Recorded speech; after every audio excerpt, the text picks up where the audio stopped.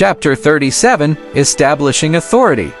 The night was like a curtain, far-off mountains vaguely visible, appearing like surging clouds.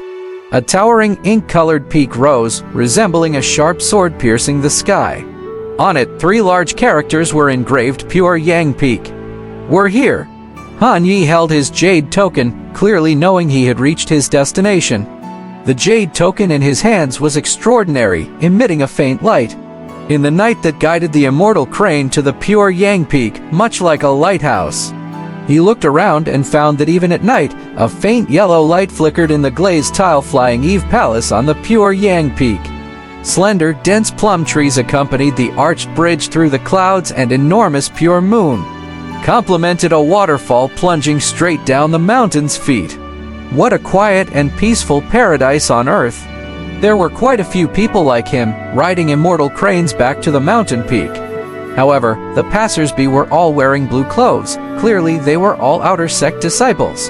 When they saw Han Yi wearing clothing from outside the sect, their originally calm gazes carried a hint of assessment. These days were precisely the days of the sect entrance examinations. Han Yi was obviously a disciple who just passed the trials. Such rich spirituality. Hania felt that the spiritual key of Pure Yang Peak was extremely rich. After entering the airspace of Pure Yang Peak, a wave of refreshing energy came, constantly nourishing his body. It was as if a spiritual gathering array was operating between the peaks. Inside the mountain peak, there were hundreds of acres of spirit fields. Crystal rice slightly glowing, silver lake rippling, reflecting the moonlight. The nurtured spirit beasts, seeming to understand human nature, looked towards Han Yi upon seeing someone coming from the sky. "Crane 18, come over here." At the doorway of the palace, a woman clad in green robes was smiling. She was incredibly beautiful and was beckoning the immortal crane in her direction. Upon her command, the immortal crane indeed drew a curve in the sky before slowly descending to the grand entrance of the palace. Upon seeing this, Han Yi became very curious. What does she do? After landing, the woman in green came a step forward. She touched the crane's head, and the immortal crane affectionately lowered its head, acting coquettishly. The woman turned around, lightly smiling at Hania, Ureth's new outer sect disciple introduced by Elder John Wright. "I'm the disciple responsible for coordination matters in Pure Yang Peak. I entered the sect 5 years before you. You can call me Sister Shen." There are actually female body cultivators. Han Yi was slightly surprised. However, he greeted her politely. "Okay, Sister Shen, Elder John told me to go report to Elder Guy." Sister Shen nodded. "In principle that is the case, but our master is not here tonight, so he asked me to look after you. You won't be able to meet him until tomorrow. Until then, you should secure your identity jade plate and your storage ring." After she finished speaking, she flicked her hand and a green ring flashed. Empty-handed, 2 items appeared. One was a white jade plate carved from jade, writing the 2 characters Han Yi on it. To the left is the identity jade plate, which is made of nurturing spirit jade. Inside, it records your identity and other information. It can function as a record plate and a communication method.